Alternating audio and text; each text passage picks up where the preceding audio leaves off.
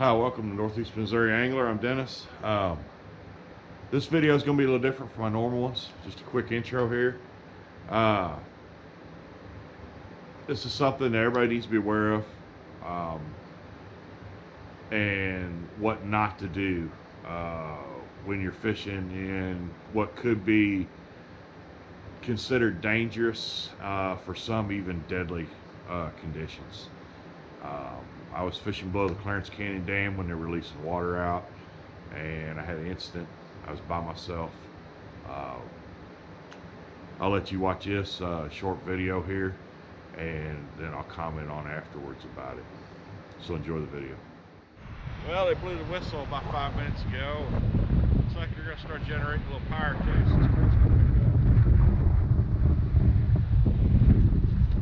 And the fishing's going to pick up with it, I think. Fish on. Feels like a good one.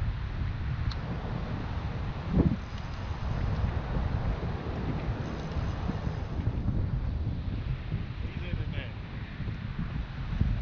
Real nice channel.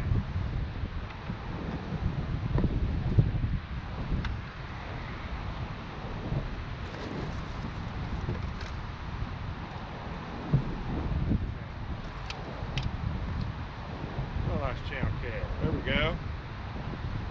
Good one. About 2 foot long. One more shad head. Definitely kicking now.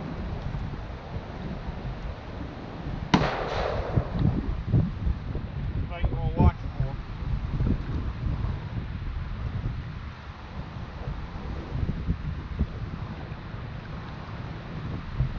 Another one. Like I said, current picks up, fishing picks up.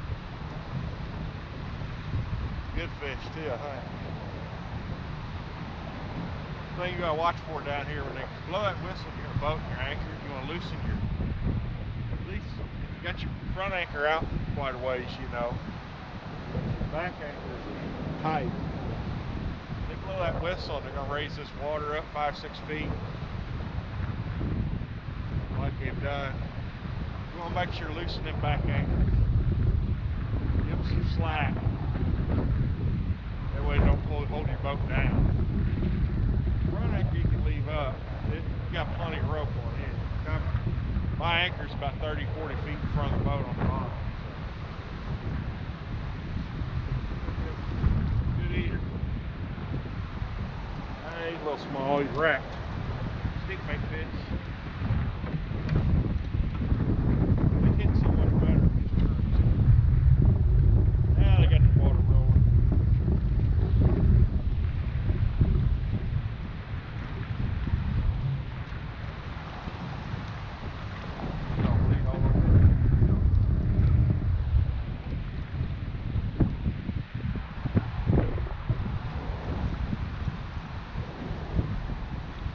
See how much is pulled down this rod over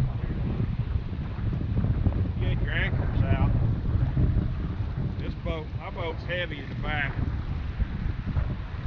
Mainly because I'm back.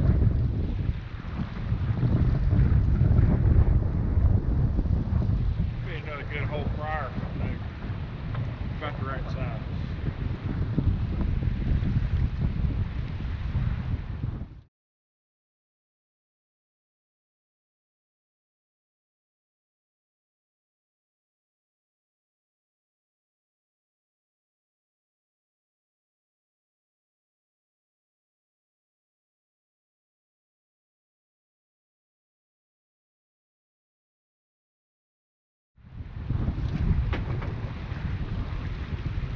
My boat's heavy in the back.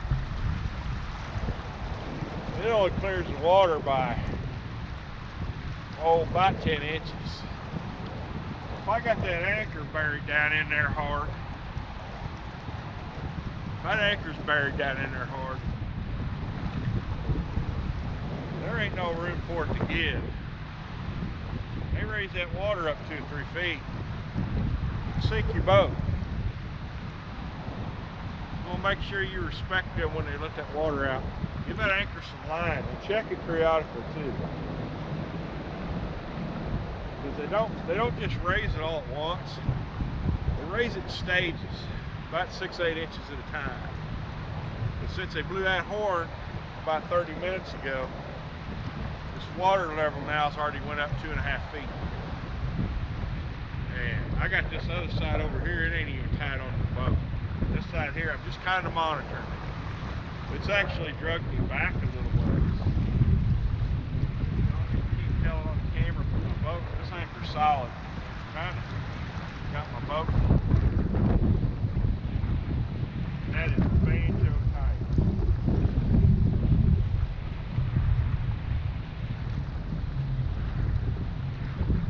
Yeah, there we go. I really ought to pick it up. Oh God.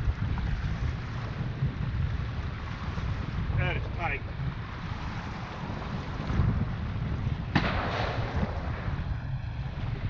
Can't hardly hang on to it. My boat's moved so much. That water's moving so fast. I about can't even hang on to the anchor.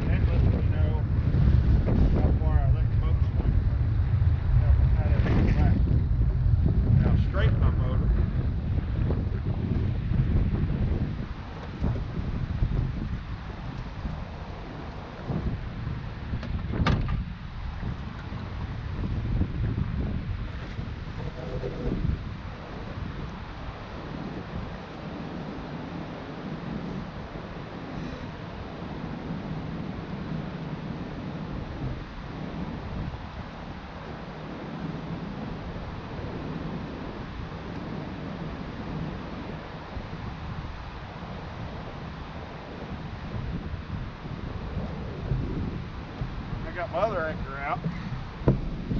I did it, so I let it go down to where the current was, let the current pull the anchor out. And then I just dropped it on the bottom. And that'll keep the back of this boat from swinging now. Now the front anchor is loose. The rope's not real taut. So I'll go up there and I'll pull that taut. And then I'll be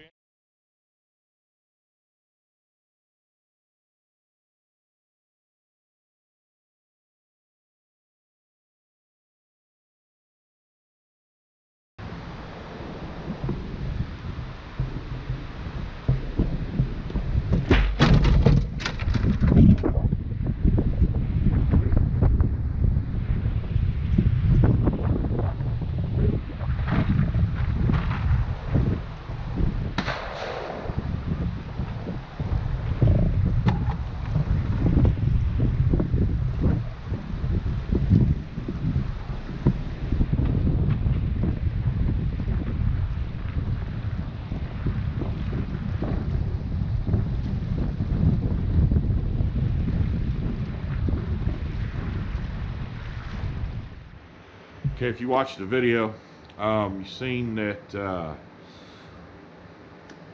water was really rushing. They blew the whistle and it picked up even more.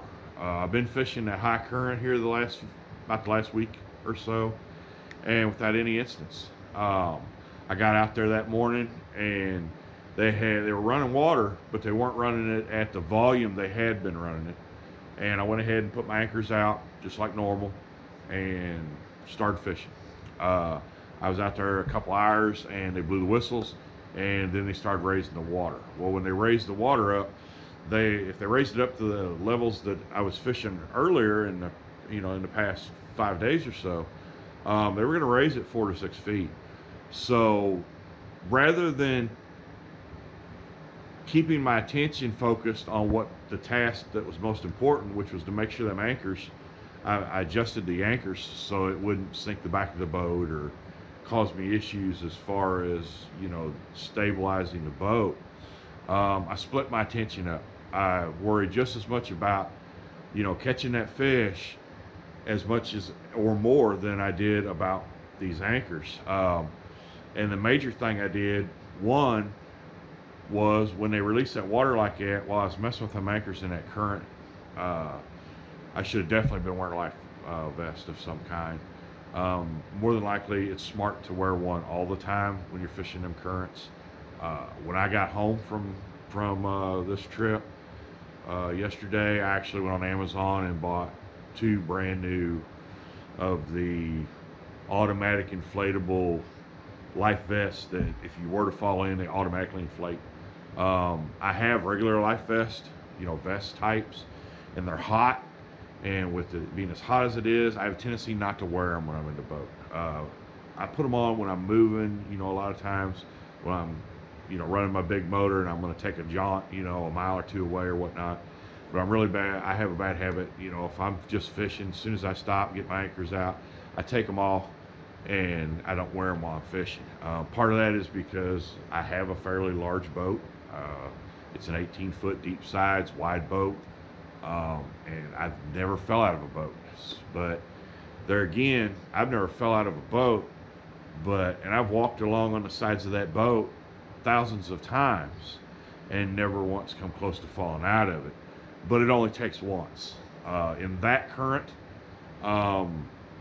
best case scenario, if I would have fell out, I would have floated down the river a little bit as I was swimming to the bank, and I would have got out, had to walk to find somebody to help me as far as to use their phone or to get a ride, or so I could even get help to go out and get my boat. Of course, I have a cell phone with me all the time, like a lot of people, but my cell phone and my keys were in the console of the boat. So if I'd have fell out, best case scenario is I would have been wet and I would have had to walk a ways. Worst case scenario, if I could have hit my head on the side of the boat,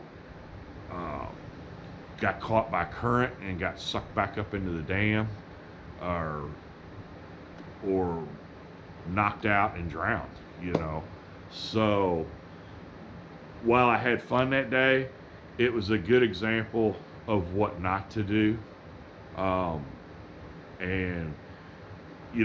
I post videos on YouTube. I started doing this to help people, maybe see how I did things. Maybe somebody new to fishing, can learn from what I'm doing. I like sharing knowledge I have and how I do things, But another reason is with that comes some sort of responsibility too.